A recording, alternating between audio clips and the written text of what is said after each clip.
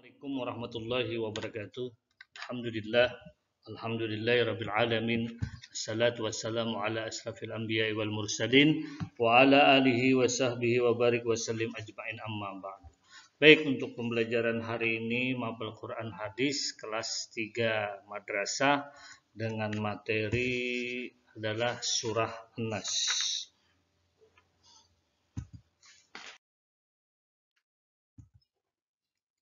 Memahami surah An-Nas dan surah Al-Falaq, ya. Jadi sebelum Bapak menjelaskan terlebih lanjut, kalian buka buku paketnya pelajaran kedua di halaman 15, yaitu memahami surah An-Nas dan surah Al-Falaq. Tapi pada hari ini kita membahas surah An-Nas. Al-Falaqnya nanti pada pertemuan selanjutnya.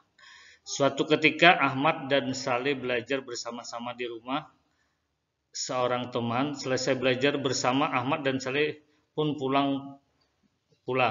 Di tengah jalan, Ahmad dan Saleh dikagetkan dengan seekor ular yang melintas di depannya.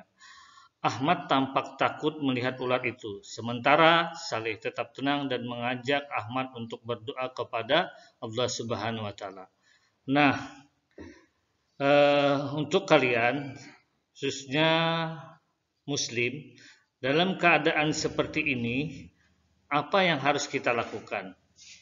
Kalian tentu tahu kita harus memohon perlindungan kepada Allah Subhanahu wa taala.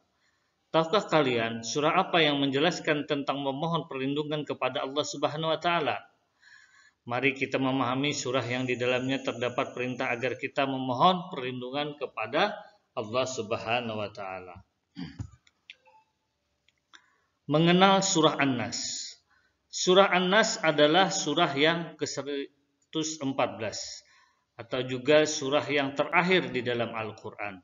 Ya, urutan surah An-Nas adalah surah yang ke-114 atau juga surah yang terakhir di dalam Al-Qur'an. Dan merupakan surah yang terakhir dalam Al-Quran. Sementara dari segi tertib turunnya, surah An-Nas merupakan surah yang ke-21 diturunkan kepada Nabi kita, Nabi Muhammad SAW. An-Nas artinya manusia, yang diambil dari ayat pertama. Surah An-Nas terdiri atas 6 ayat.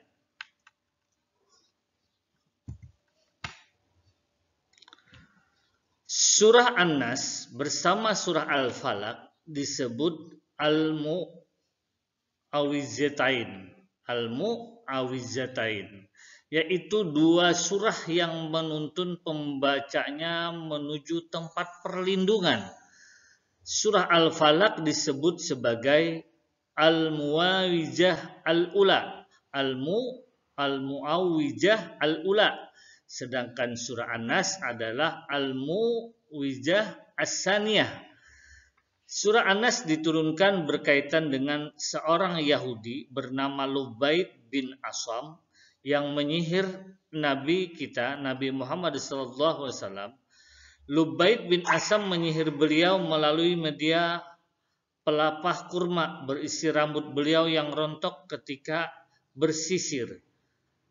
Beberapa gigi sisir dan rambut itu diikat dengan 11 ikatan benang yang ditusuk jarum.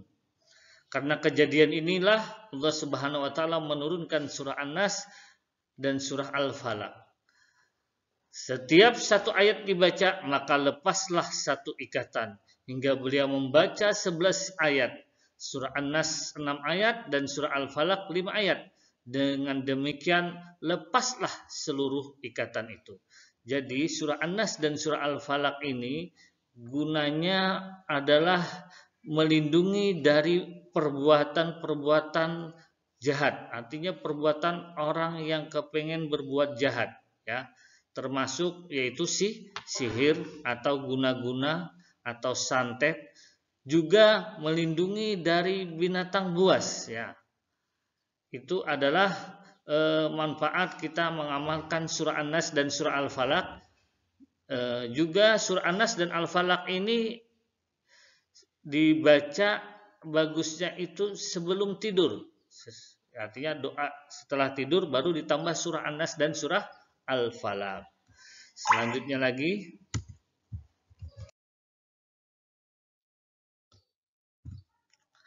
Lafal surah An-Nas. A'udzu billahi minasyaitonir rajim. Bismillahirrahmanirrahim.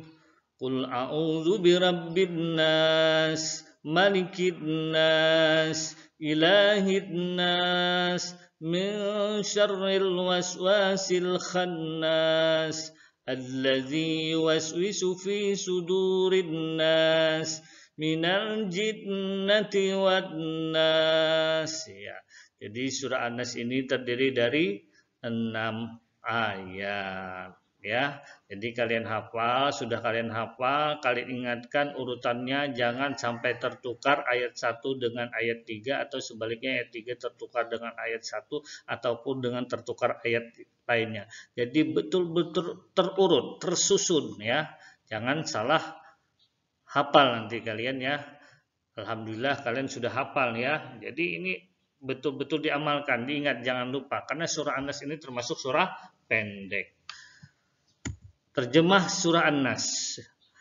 Qul a'udzu birabbin nas, katakanlah aku berlindung kepada Tuhan manusia. Malikin nas, raja manusia. Ilahin nas, sembahan manusia. Min syarril waswasil khannas, dari kejahatan bisikan setan yang bersembunyi. Allazi yuwaswisu fi sudurin nas, yang membisikkan kejahatan ke dalam dada manusia. Minal jinnati wan nas, dari golongan jin dan manusia. Al-Quran surah An-Nas 114 ayat 1 sampai ayat ke-6.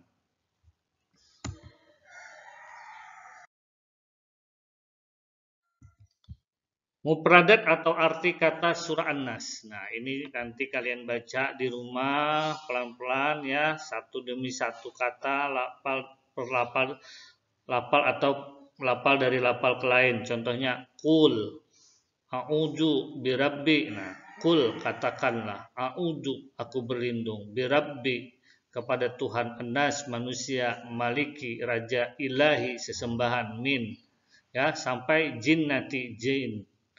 Ya, ini kalian baca berulang-ulang. Nanti tatkala ada soal mengartikan mufradat, kalian sudah dapat menjawab dengan benar. Selanjutnya,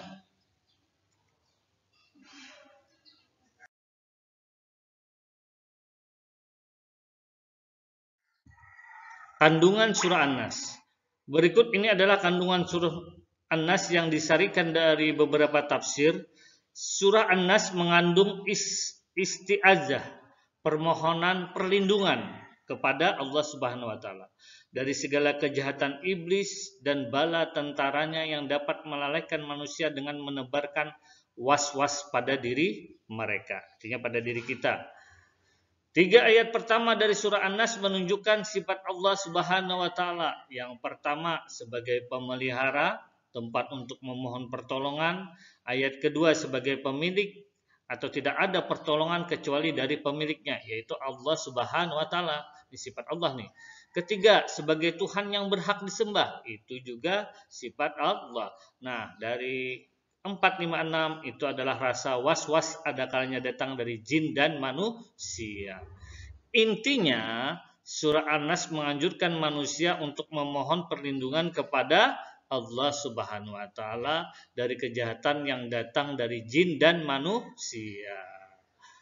Ya, kalau dari jin ya artinya godaan-godaan syaitan. Kalau manusia yaitu di manusia yang berbentuk jin nih, yang mengguna-guna atau sistem sihir itu manusia aja tapi sifatnya seperti jin atau syaitan ya. Baik, ini kalian amalkan saja surah An-Nas. Bagusnya itu diamalkan waktu mau tidur ya. Surah An-Nas dengan Al-Falaq ya, sesudah doa tidur ya. Baik, selanjutnya adalah ringkasan.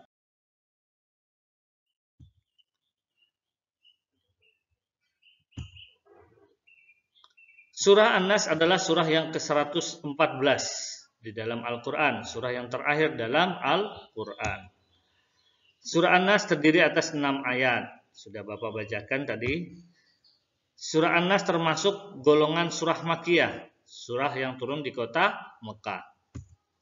Surah An-Nas dinamakan juga Mu'awwizatain, 2 perlindungan. Surah An-Nas berarti manusia, artinya An-Nas artinya manusia. Surah An-Nas mengajarkan kita untuk selalu meminta perlindungan hanya kepada Allah Subhanahu wa taala. Ya, kiranya pembelajaran hari ini sampai di sini ya. Dan kalau di dalam penyampaian ada ucapan Bapak yang tersalah, Bapak mohon maaf. Bapak akhiri dengan ucapan Assalamualaikum warahmatullahi wabarakatuh.